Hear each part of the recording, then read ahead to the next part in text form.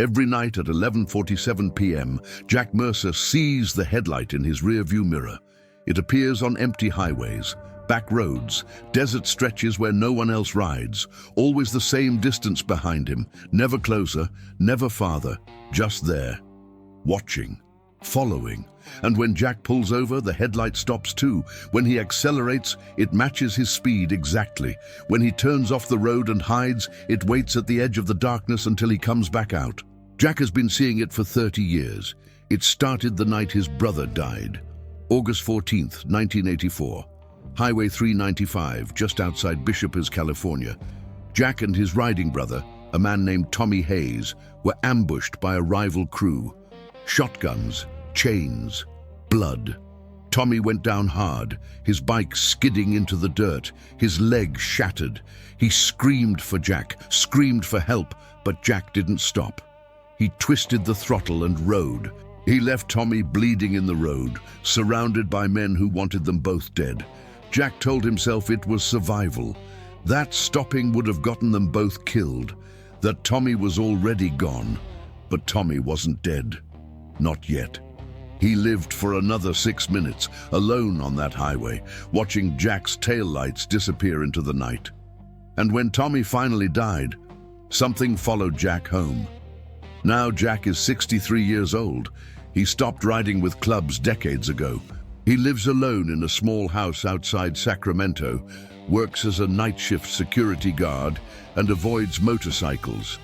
But every night, when Jack drives home on the empty roads, the headlight appears.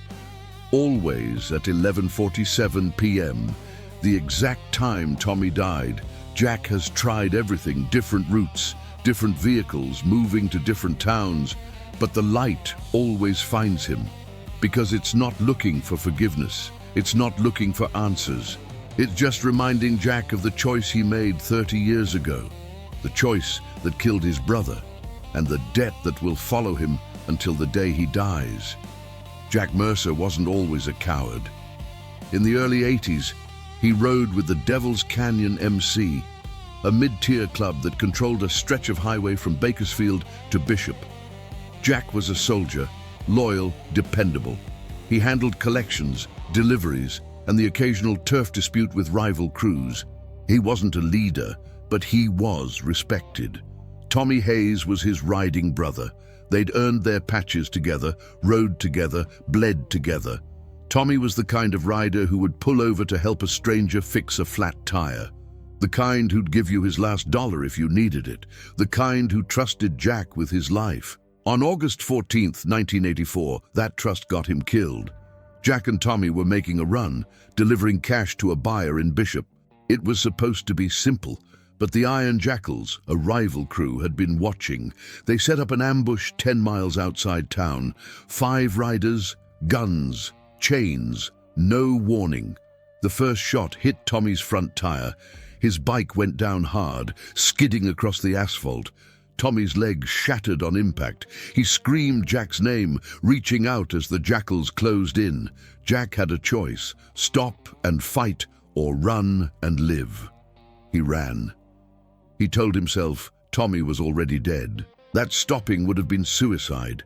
That survival was the only option, but deep down, Jack knew the truth. He abandoned his brother, left him to die alone on a dark highway, surrounded by men who showed no mercy. Tommy lived for 6 more minutes after Jack disappeared, long enough to know he'd been left behind, long enough to die alone. Jack has carried that weight for 30 years. And every night at 11:47 p.m., the exact time Tommy took his last breath, Jack sees a single headlight in his rearview mirror. A ghost on a motorcycle, riding behind him, never stopping, never leaving. Some debts can't be paid, some sins can't be forgiven, and some brothers never let you forget. If this kind of storytelling speaks to you, consider subscribing and hit the like button. It keeps these roads alive. And if you've lived a road story worth telling, share it in the comments, or use the link in the description to send it privately. Who knows? Maybe your ride becomes the next chapter we bring to life here. Chapter 1. The night it started, August 14th, 1984. Highway 395, California. Jack and Tommy ride side by side, engines roaring through the desert night. The air is cool, the stars bright, the road empty. They're carrying $15,000 in cash, payment for a gun deal that went through clean. The job is done.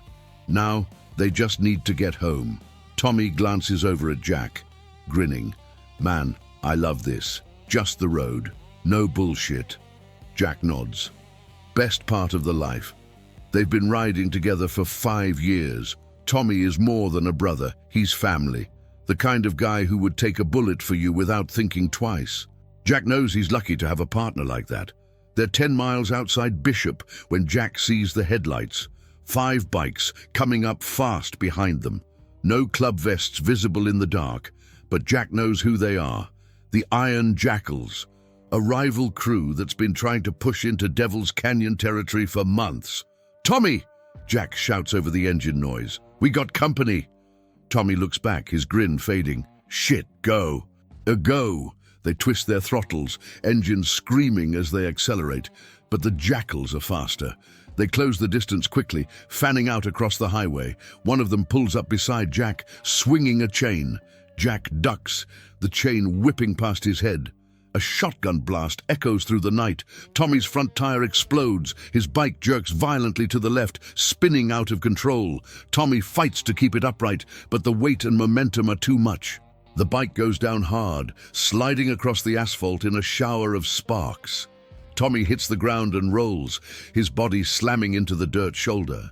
Jack looks back. Tommy is down, not moving. The Jackals are closing in, circling him like wolves.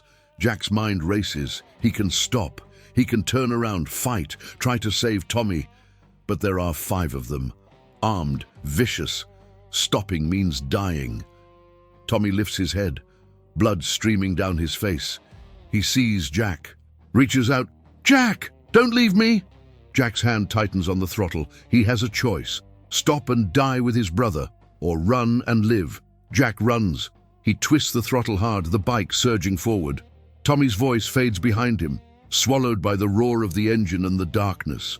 Jack doesn't look back. He just rides, fast, hard, away. He rides for 20 miles before pulling over, hands shaking, breath coming in ragged gasps. He sits on the side of the road, staring at the empty highway behind him. No headlights, no engines, just silence. Jack tells himself Tommy is dead. That stopping would have been pointless, that he made the right call. But deep down, he knows the truth. He left his brother to die. Jack doesn't go back. He rides straight to the clubhouse, walks inside, and tells the president what happened. The president sends a crew to retrieve Tommy's body. They find him 3 hours later, beaten to death on the side of the road. The coroner estimates Tommy lived for 6 minutes after Jack left. 6 minutes, alone, in the dark, surrounded by men who showed no mercy. The club doesn't blame Jack. They understand survival. They understand the code. Save yourself first. But Jack sees it in their eyes. The judgment, the disappointment, the knowledge that Jack chose his own life over his brother's. Tommy's funeral is small. Just the club, a few family members, a closed casket. Jack stands in the back, unable to look at Tommy's mother. She doesn't speak to him, doesn't even acknowledge him. She knows what he did. Jack leaves the club a month later. He can't stand the weight of it anymore, the looks, the whispers, the guilt. He moves to Sacramento, gets a job, tries to forget. But on the first night in his new apartment, at exactly 11:47 p.m., Jack sees a headlight in his rearview mirror, and it's been there every night since. The ghost has arrived, and it's never leaving. Chapter 2. The Headlight That Follows. Jack doesn't believe in ghosts. He's a practical man, a realist. He believes in engines, roads, and the things he can see and touch. So when the headlight first appears in his rearview mirror, he tells himself it's just another rider, someone heading the same direction, coincidence. But the headlight doesn't pass him, it stays behind. Always the same distance, always the same intensity. Jack slows down, the headlight slows down, Jack speeds up, the headlight speeds up, Jack pulls over to the shoulder, engine idling, the headlight stops too. About 50 yards back, just sitting there, waiting. Jack squints into the darkness, trying to see the rider, but there's nothing, just the headlight, glowing in the night like a single burning eye. Jack's chest tightens. He revs his engine, pulls back onto the road, and rides. The headlight follows. This happens every night for a week. Jack tries different routes, different roads. He takes side streets, back highways, even dirt trails. But no matter where he goes, at exactly 11:47 p.m., the headlight appears. By the second week, Jack is barely sleeping. He lies awake at night, staring at the ceiling, listening for the sound of an engine outside his apartment. He starts drinking to dull the fear, but the headlight doesn't care if he's drunk or sober. It just follows. One night, Jack decides to confront it. He's driving home from work, the headlight glowing in his mirror. Jack pulls over on a deserted stretch of highway, climbs out of his truck and walks toward the light. "Who are you?" he shouts into the darkness. "What do you want?" The headlight doesn't move, doesn't flicker, just burns.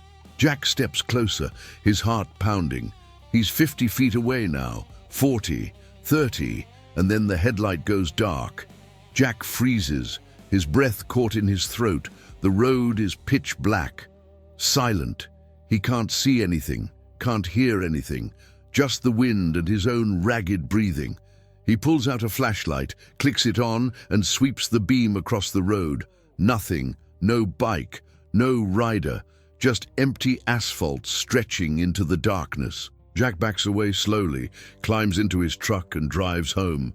His hands are shaking so badly he can barely hold the wheel. When he pulls into his driveway, he checks the rearview mirror one last time. The headlight is there, waiting at the end of the street.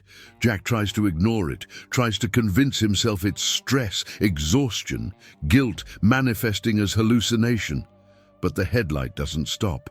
Every night, same time, same distance, always watching. He starts seeing a therapist, tells her about the dreams, the anxiety, the feeling of being followed. He doesn't mention the headlight. He knows how that would sound. The therapist prescribes sleeping pills. They don't help.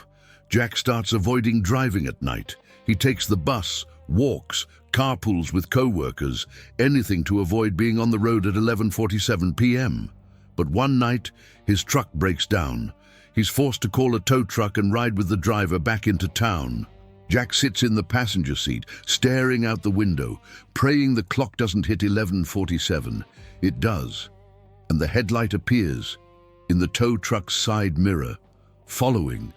The driver doesn't see it, doesn't notice, but Jack does. "Stop the truck," Jack says. The driver glances at him. "What?" "I said stop the truck." The driver pulls over, confused. Jack climbs out, walks to the back of the tow truck, and stares down the highway. The headlight is there. 50 yards back, glowing. The driver leans out the window. "You all right, man?" Jack doesn't answer. He just stares at the light. "You see that?" Jack asks. The driver looks. "See what?" Jack points. "That light, right there."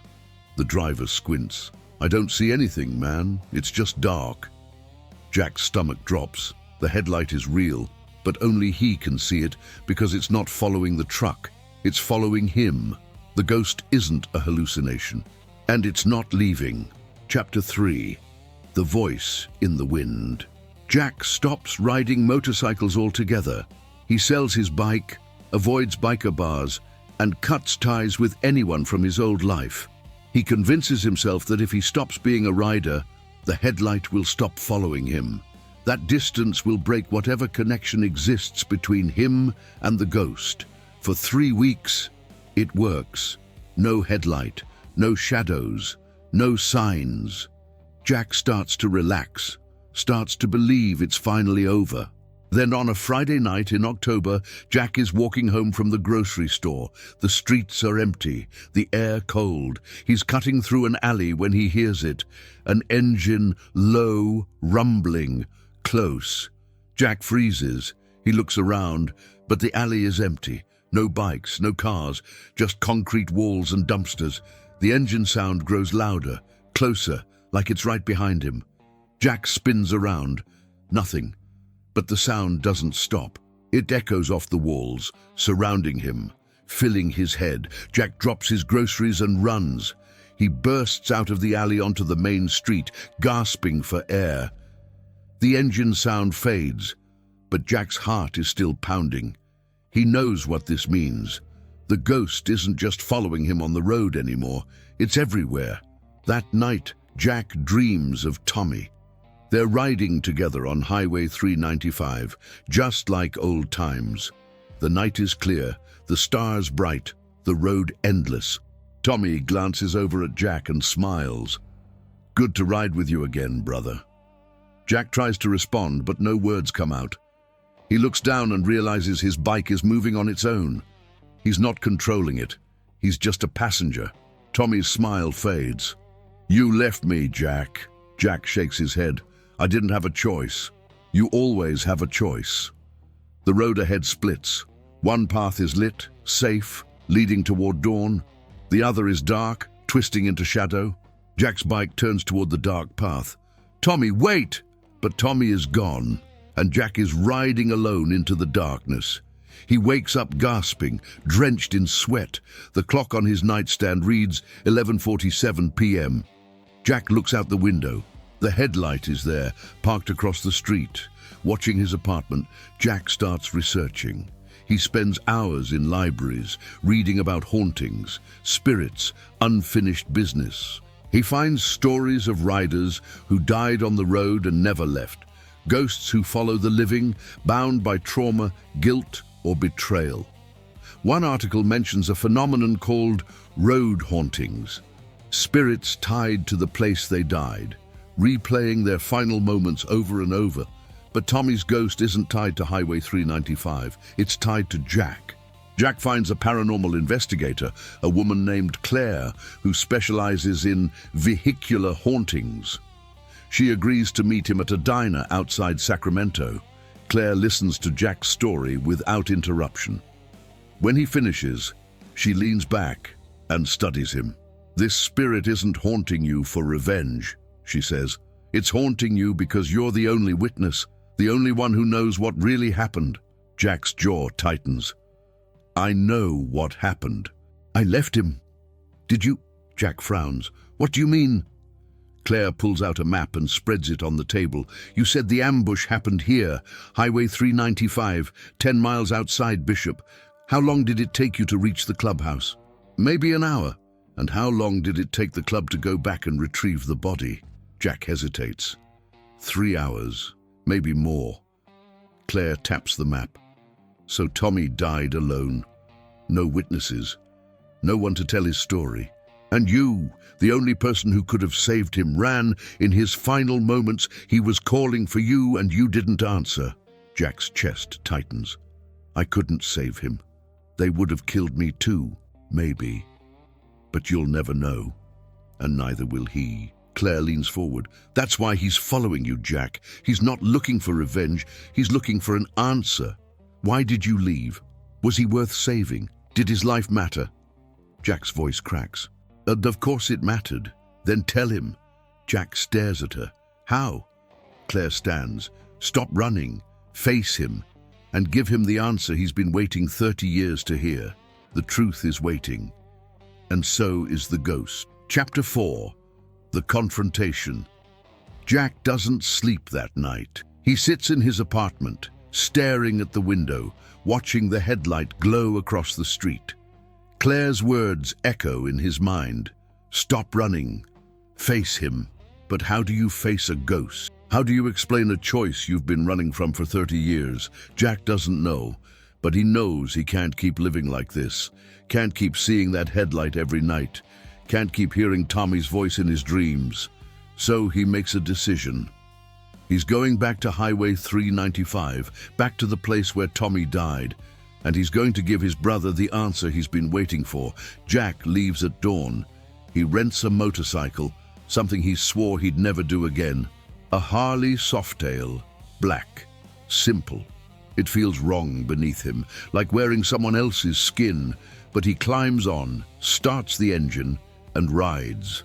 The road to Bishop is long, empty. The desert stretches endlessly on both sides, the mountains rising in the distance. Jack hasn't been here in 30 years, but the road remembers him. By the time he reaches the spot where Tommy died, the sun is setting. Jack pulls over, kills the engine, and climbs off the bike. The highway is silent. No cars, no riders, just wind and dust. Jack walks to the shoulder where Tommy went down. There's nothing left, no skid marks, no blood, just dirt and asphalt, worn smooth by time and weather. But Jack can still see it. Tommy's bike going down, Tommy reaching out, the jackals closing in. Jack's voice is barely a whisper. "I'm sorry, Tommy." The wind picks up, carrying dust across the road.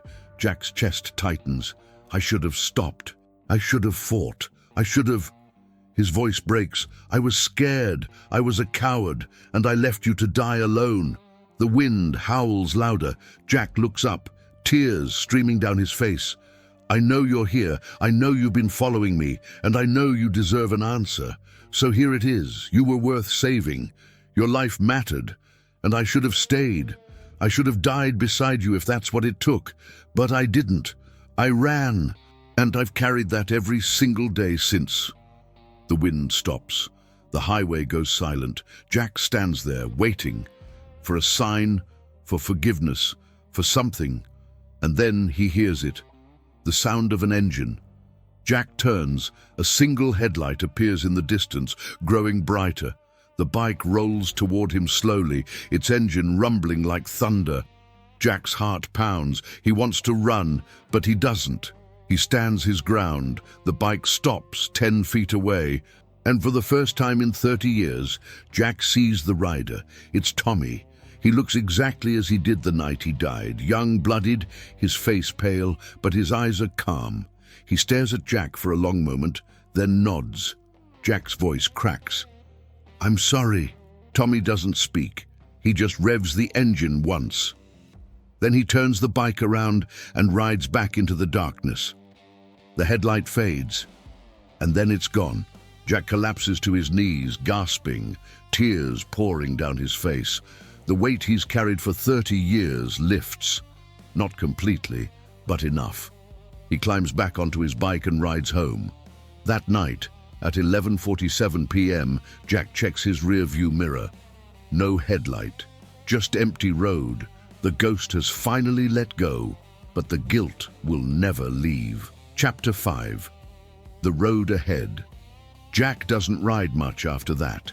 He keeps the rented Harley for a week, then returns it. He tells himself he's done with motorcycles, done with the past, done with ghosts. But something has changed inside him. The fear is gone, the weight is lighter, he can breathe again. He quits his security job and takes a position at a motorcycle shop, just working the counter, selling parts, talking to riders. Nothing serious, nothing dangerous, just a way to stay connected to the life he once lived without drowning in it. One afternoon, a young rider walks in, early 20s, nervous. He's looking for advice on buying his first bike. Jack spends an hour talking him through options, maintenance, safety. The kid listens carefully, asks good questions, reminds Jack of himself at that age. Before the kid leaves, he turns back. "You ever ride with a club?" Jack hesitates. "Long time ago." Was it worth it? Jack thinks about Tommy, about the brotherhood, about the choices that haunt you long after the engines stop. "It depends on who you ride with," Jack finally says. "Find good brothers, the kind who'd pull over when you're broken down, the kind who'd stay even when it's dangerous, because the road's gonna test you, and when it does, you'll need people you can trust." The kid nods. "Thanks, man." Jack watches him leave, wondering if the kid will remember that advice when it matters. Weeks pass. Jack settles into a rhythm. Work, home, quiet nights. No headlights in the mirror, no engines in his dreams. He even starts sleeping through the night. But on a cold December evening, Jack is closing up the shop when he sees a group of riders pull into the parking lot. 5 bikes, leather vests, patches he doesn't recognize. Jack tenses, but the riders dismount peacefully. The leader, an older man with a gray beard, walks over. "You Jack Mercer?" Jack nods slowly. "Yeah." The man extends his hand. Name's Ray. I rode with Tommy Hayes back in the day, before he joined Devil's Canyon. Jack's chest tightens. Tommy's been gone a long time. I know. Ray looks at the other riders, then back at Jack. We heard what happened. Heard you were there that night. Jack braces himself. I was. Ray studies him for a moment. Tommy was a good man. One of the best. And I know what the club said about you after he died. That you ran. That you left him. Jack's jaw tightens. I did. Ray nods. Maybe. But I also know Tommy wouldn't have wanted you to die that night. He would have told you to run, to survive, because that's who he was. Jack's voice is barely a whisper. You think so? I know so. Ray claps Jack on the shoulder. Tommy's mother passed last year. Before she died, she asked me to find you. She wanted you to know she doesn't blame you. She said Tommy wouldn't have either. Jack's eyes burn. He looks away, unable to speak. Ray reaches into his jacket and pulls out a folded bandana. This was Tommy's. His mum wanted you to have it. Jack takes it with shaking hands. The fabric is worn, faded, but still intact. He unfolds it slowly. Inside is a small patch. Devil's Canyon MC. Tommy's patch. She said you were his brother, Ray says quietly. And brothers forgive. Jack can't hold it back anymore. Tears stream down his face. He clutches the patch, his body shaking. Ray and the other riders stand in silence, giving him space. When Jack finally looks up, Ray nods. Ride safe, brother. The riders mount up and leave. Jack stands alone in the parking lot, holding Tommy's patch. The sun sets behind him, casting long shadows across the asphalt. He looks up at the sky, his voice steady. Thank you, Tommy. The wind carries his words away. And for the first time in 30 years, Jack feels at peace. The ghost is gone. The guilt remains, but so does the forgiveness. Jack keeps Tommy's patch in a frame on his wall. He doesn't ride much anymore, but when he does, he carries the patch with him, a reminder, a weight, a promise. Some nights, Jack still thinks about Highway 395, about the choice he made, about the brother he left behind. He knows he'll carry that guilt for the rest of his life. But he also knows Tommy forgave him. And maybe, in time, Jack can forgive himself. The headlight never returns. The dreams stop. The ghost is gone. But Tommy's memory remains, not as a haunting, but as a reminder of what brotherhood really means, of the choices that define us, and the debts we carry long after the road ends. Jack rides into the sunset, the engine humming beneath him. He doesn't know where he's going. But for the first time in 30 years, he's not running. He's just riding. And that's enough. If you made it this far, thanks for riding with me. If you want more stories like this, you know what to do. Hit the like button, leave a comment, and subscribe. See you on the next road.